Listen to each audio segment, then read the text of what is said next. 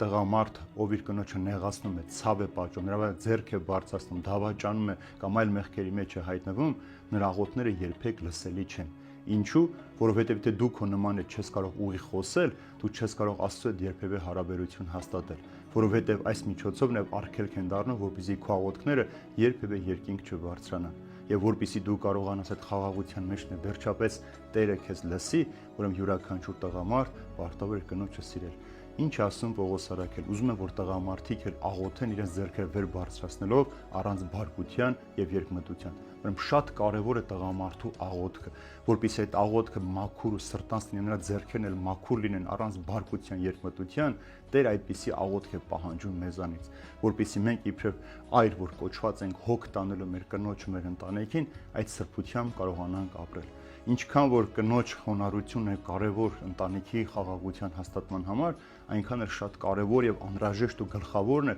տղամարդու հոգատարությունը, թե նյութական, թե հոգեվոր պետքերը հոգալու համար։